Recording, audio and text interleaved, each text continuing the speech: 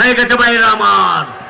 গতকালকে আপনারা দেখেছেন আমাদের সাথে যে কথা হয়েছে, তারপর কিছু দাবি দাওয়া দিয়ে বিএনপিকে রাজনৈতিক ময়দানে কুলটাসা করার জন্য কিছু রাজনৈতিক দল প্রস্তুত হয়ে গেছে। তাদেরকে আমরা রাজনৈতিক ভাবে কক্সবাজারের মাটিতে মোকাবেলা করব। আপনারা সকলেই জানেন রামু কক্সবাজারের মাটি লুৎফর রহমান কাজলের ঘাঁটি।